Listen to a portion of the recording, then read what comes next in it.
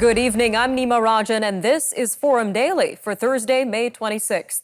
We begin our cast in Quebec, where the interim public health director says the province will be the first in Canada to start vaccinating people against monkeypox. Dr. Luc Boileau says there are now 25 confirmed cases of the disease in the province, and about 30 suspected cases are under investigation. He says the province has received supplies of smallpox vaccine from the federal government and that it will be administered to people who have been in close contact with confirmed cases as soon as Friday. Officials say monkeypox is transmitted only through prolonged close contact. In Ontario, another community has declared a state of emergency after a deadly storm swept through the province over the weekend. Residents in the Peterborough area are being asked to avoid unnecessary travel to make it easier for emergency services to respond to calls. Tens of thousands of Ontarians are still without power from Saturday's storm. 3 other communities have declared states of emergency. At least 11 deaths are linked to the storm. Canada is committing an extra $1 million to help the international community investigate sex crimes by Russian troops in Ukraine. Foreign Affairs Minister Mélanie Joly says the money will go to the International Criminal Court. Global Affairs Canada says it could also help to protect witnesses in war crimes cases or provide psychological support for victims. Turning to Canada's dairy industry now, as officials prevent further imports of British cheese. The United Kingdom is asking Canada to give greater access to British varieties of cheese, such as Stilton and Wensleydale. The UK and Canada have started talks on a free trade deal. This includes greater cooperation on renewable energy, technology, and the digital economy. But Canada says Britain cannot have an extra quota for its cheese. This because Canadian dairy farmers might suffer as a result. Canada produces over 1,400 varieties of cheese. Meanwhile, Atlantic Canada's agriculture ministers are meeting today in Halifax. A news release from Newfoundland and Labrador's agriculture minister, Derek Bragg, says they will discuss opportunities for collaboration. They will also talk about what comes after the Canadian Agricultural Partnership, which ends in 2023. The 5-year, $3 billion program between provincial, territorial, and federal governments is aimed at strengthening the country's agricultural sector. Back in Ontario, 3 of the 4 major political parties are promising to end for-profit long-term care in the province. The NDP, Liberals, and Greens say the COVID-19 pandemic showed that private corporations should not be in the business of elder care. The Progressive Conservatives have rejected calls to phase private operators out of the long-term care system. Instead, they say they're focused on increasing capacity. All of this comes as federal Conservative leadership hopefuls have just over a week to get their supporters to sign up for party membership. The deadline for new members to be eligible to vote in the coming leadership contest is next Friday. The organizing committee for the party's leadership race says it's already breaking membership records. The 6 leadership candidates were on stage in Laval, Quebec last night for a French language debate.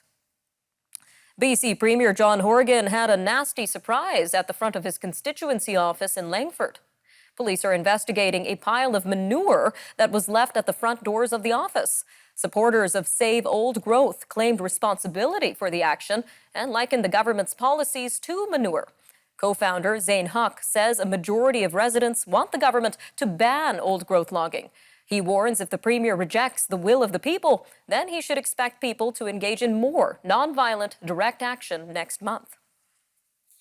Moving to the East Coast now, where Nova Scotia's Parker Street Food and Furniture Bank says the rising cost of living is impacting donations to the organization. Food Bank Executive Director Denise Daly says shelves are currently bare and food stock is very low. She says donations are down about 30%, while demand for food from the community is up about 40%. Ms. Daly says so far they haven't had to turn away anyone needing food, but the fear is always there that they might not be able to help those who need it. Canada Soccer has canceled a planned friendly game with Iran in the face of growing criticism. In a 1-paragraph statement, the governing body gave no reason for the cancellation. The game was scheduled for June 5th at BC Place Stadium in Vancouver. Prime Minister Justin Trudeau said last week that the game wasn't a very good idea. Among critics of the game were families of passengers killed when Ukraine International Airlines Flight 752 was shot down. It was by an Iranian surface-to-air missile on January 8, 2020. Up next, we take a look at investing in a bear market with Caldwell Securities Limited. So stay with us. Forum Daily will be right back.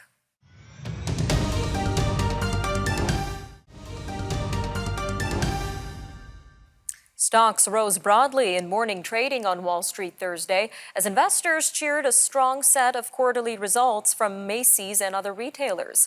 The S&P 500 rose 1.3% and is solidly in the green for the week following a choppy few days of trading. The gains have positioned the benchmark index for its first weekly gain after 7 straight losses. The Dow Jones Industrial Average rose 1.3% and the Nasdaq rose 1.5%. The better-than-expected reports from retailers helped allay investors' worries about the sector, which took big losses last week after Target and Walmart reported dismal results.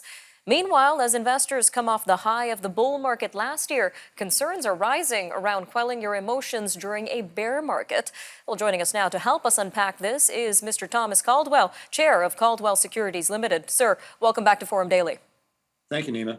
Now, we know many investors actually borrowed to invest during the bull market last year, and a lot of them had not really experienced a bear market. So what should investors do now?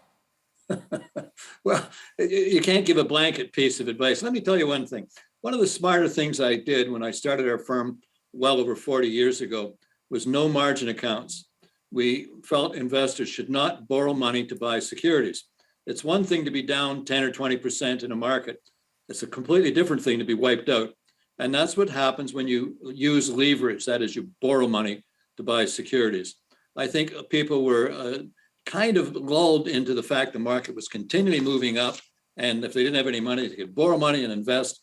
And they were encouraged to do that. That's all right, but you have to consider risk. The point now is the market has pulled back. And if you were margined, and many people have been forced to sell securities to pay off that margin debt or to reduce it. I think at the present time, the market seems to want to stabilize a little bit here, but there's an old phrase, a cliche in our business, liquidate to the sleeping point. And, if you're upset and you're uptight about it and you've got money borrowed, get it down as best you can and live to fight another day. Don't worry about the grand slam at this point in time. Just get yourself in a position that you can hang in and make money as markets go forward. You just don't want to get forced to sell out because of margin debt. Meanwhile, on the other hand, after 2 years of pandemic stress, we know Canadians are actually expected to spend more this summer. But what is the importance of saving and investing in your future, especially at this time, Mr. Caldwell? Well, there's 2 ways to learn something. You can learn by listening to good advice, or you can learn through experience. One is easy, the other one is hard. And I think a lot of people have gone through very difficult times in this last little while. So my sense is that people are going to be a little bit more conservative on a go-forward basis, a little bit more careful about their spending, a little bit wiser when it comes to just keeping a little money aside, because what we've seen happen was a shock to everybody. So I think that's really a good lesson for people. So, just use your brain. That's the easiest thing. Just make sure you've got some money aside when things are difficult, because difficulty always comes, whether it be in a macro sense, like an economy or markets, or personal, something. You're always surprised by something. So it never hurts. I make better decisions when I have a little money in the bank and I can think calmer. And I think that's a good thing. All right, sir. Well, inflation continues to dog investors and consumers, but it seems to be embedded in our lives for quite some time. So what are the best ways to cope with this new normal? Well, it's funny. I was listening to a University of Alberta professor talking about increases in gas prices. And they were saying, what should people do? And he said, drive less and buy a smaller car. And I thought, wait a sec, this guy's a professor. If you're worried about gasoline prices being too high, buy some of the energy companies. We made a great deal of money for our clients by buying the energy companies when they were all down, when everybody's selling them. And so the fact that gasoline prices have gone up, we've made a lot more than that for our clients by the ownership of assets that are providing the gasoline and doing the refinery. So I still think inflation, the way you hedge against inflation is to own stuff. And by the way, stocks are considered stuff. That's you're owning companies that can generate income. So whether you own real estate or something that's going to go up in value, but I think equities are a very good way to deal with inflation. As far as the rest goes, individuals adjust their affairs according to their income. You don't buy steak, you buy hamburger. So that's part of what you're doing. People are smart enough to adjust their spending habits as they need to. And but if you want to hedge against it, then you have to own stuff. And I think basically equities are a very good hedge against inflation. Always great advice, sir. Thank you again for joining us today on Forum Daily. Thank you, Nima. Stay with us. We've got more stories from Canada and around the world coming up next. Statistics Canada gives us a look at how retail sales fared in March, and the U.S. economy shrank in the first 3 months of this year. We'll have these stories and more news coming up next shortly after this break. We'll be back.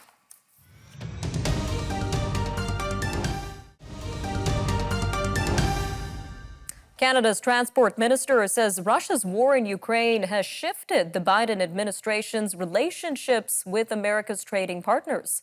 Omar El-Gabra was in Washington earlier this week and said he detected a positive shift in the approach to Canada and the U.S. government's Buy American program. Mr. El-Gabra says he reiterated Canada's opposition to President Biden's original plan, which was to put extra tax incentives on electric vehicles assembled in the U.S. Ottawa has warned that those tax credits would be a body blow to Canada's auto sector. Taking a look at retail sales now, Statistics Canada says they were virtually unchanged in March. This with gains in most sectors getting canceled out by falling sales at new car dealers. StatCan says sales in March were up in 10 of the 11 subsectors it tracks. This represents 75% of retail trade. But sales at motor vehicle and parts dealers fell 6.4%, and new car dealers saw a drop of 5.9%. South of our border, the U.S. economy shrank in the first 3 months of this year. This even though consumers and businesses kept spending at a solid pace. It's a slight downgrade of its previous estimate for the January-March quarter. Last quarter's 1.5% drop in the U.S. gross domestic product does not likely signal the start of a recession. The contraction was caused in part by a wider trade gap and by a slower reckoning of goods in stores and warehouses. They had built up their inventories in the previous quarter for the 2021 holiday shopping season. According to analysts, the economy has likely resumed growing in the current April-June quarter. Germany's energy and climate minister says the group of 7 wealthy nations can lead the way on ending the use of coal. Senior environment officials from the G7 countries, including Canada's Stephen Guilbeault, are holding a 3-day meeting in Berlin.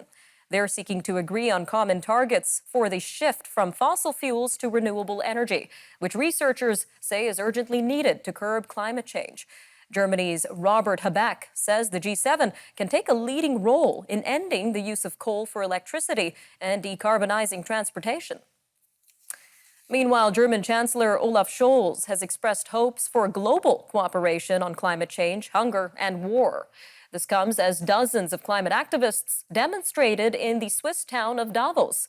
Both came on the last day of the World Economic Forum's meeting of global elites. It ended on Thursday with many words but little concrete action to solve the world's most pressing crises. The Davos gathering has been overshadowed by the war in Ukraine, rising food and fuel prices, and signs that governments aren't doing enough to fight global warming. That doused many moods in the face of a can-do spirit by many innovators and entrepreneurs in Davos. As consumer spending continues at a solid pace, the pay for CEOs who run the biggest U.S. companies soared. Pay raises were up 17.1% last year, up to a median of $14.5 million. That's according to the Associated Press's annual pay survey conducted with Equilar. Such raises tower over the 4.4% gain in wages and benefits netted by private sector workers. The raises for many rank-and-file workers also failed to keep up with inflation, which reached 7% last year. CEO pay took off as stock prices and profits rebounded sharply, and the economy roared out of its brief 2020 recession. Because much of a CEO's compensation is tied to such performance, their pay gains zoomed higher after years of mostly moderating growth. All right, moving to Lebanon now, where dozens of doctors, nurses, and medical personnel have rallied outside the central bank in the capital of Beirut. This comes after they declared a two-day general strike. They are protesting rapidly deteriorating economic conditions and central bank policies that have allowed banks to impose random capital controls and other restrictions on depositors. Lebanon's medical sector is on the brink of collapse. Up until a few years ago, it was among the best in the Middle East. Now it's barely surviving the country's unprecedented economic and financial meltdown. A number of hospitals have been warning that they will have to close because they can no longer pay for their expenses or pay the salaries of their employees. Well, as concerns rise over Beijing's activity in the South Pacific region, China's foreign minister has arrived in the Solomon Islands. Wang Yi's visit with a 20-strong delegation marks the start of an 8-nation tour. It comes amid China's growing military and financial ambitions in the South Pacific. Australia scrambled to counter the move by sending its own foreign minister, Penny Wong, to Fiji. Ms. Wong urged Fiji to consider the benefits of sticking with Australia. However, the Media Association of the Solomon Islands asked members to boycott the news conference. This due to a lack of access and questions. China signed a security pact with the Solomon Islands last month in a move that sent shockwaves around the world. Stay with us. More international headlines coming up.